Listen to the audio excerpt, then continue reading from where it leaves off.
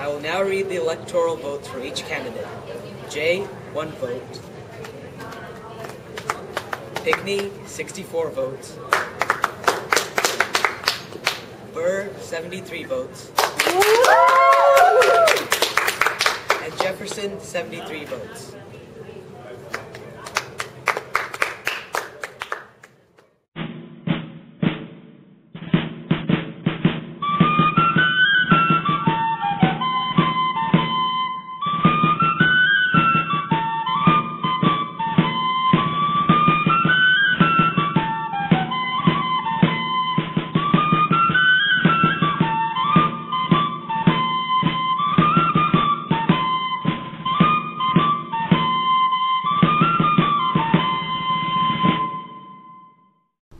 The election of 1800 ended in a tie between Thomas Jefferson and Aaron Burr.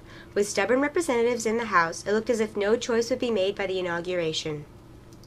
At the time the Constitution was written, the person who got the second most votes came in second place, and therefore they were the vice president.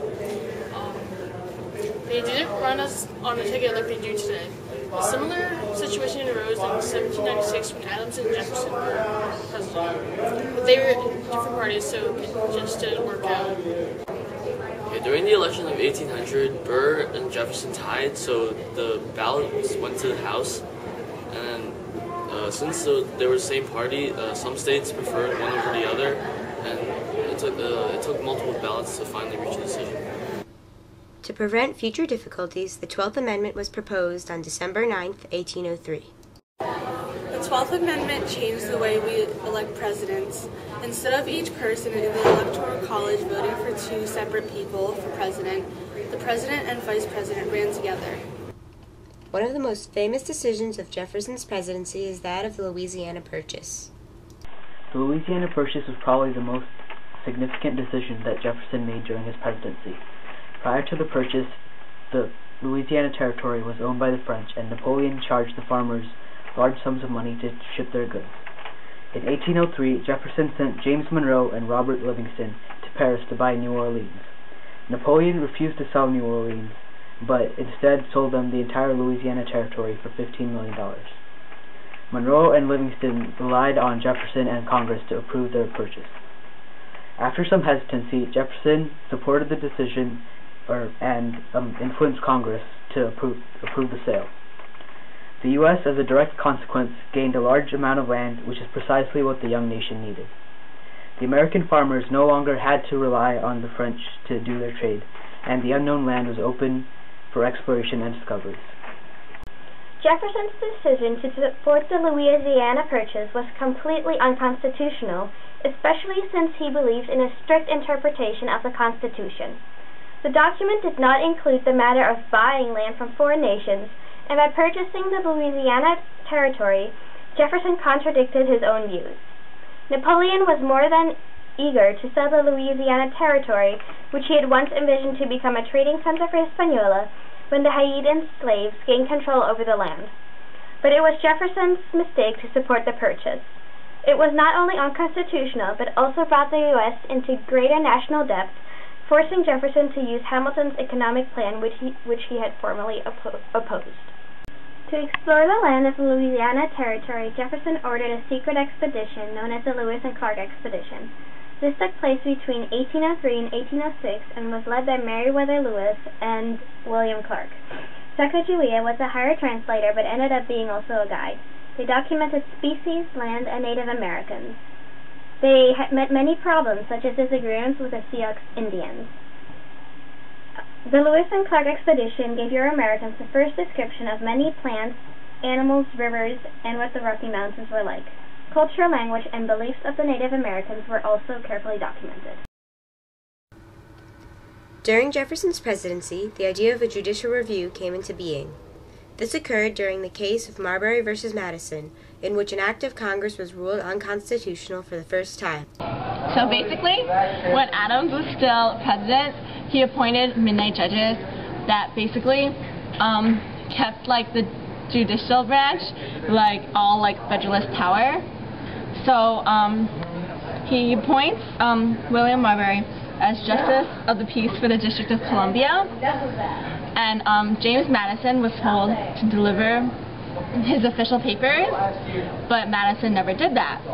So Marbury decided to sue Madison because he was like, oh, I'm supposed to be like the judge, and you have to let me go to the office.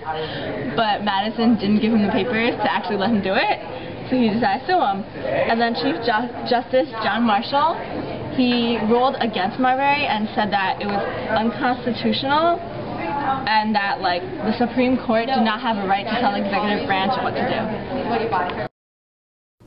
A group called the Barbary Pirates began to break treaties with the United States when they began to attack American vessels. So a group of fighters called the Barbary Pirates attacked American ships along the Barbary coast of North Africa. And they're members of African states who first signed treaties with the U.S. to promise to not attack American ships. However, they broke those treaties, but Jefferson, who was reluctant to build a strong navy, eventually decided to build one to stop them. And so at the Battle of Tripoli, in the city of Tripoli, the U.S. attacked the Barbary states and they won with big victories. We're leaving the port! Oh no! The British! We need to inspect your ship for British deserters. There are no deserters on our ship. We will allow no such inspection. Go away! We're coming over anyway. Ah!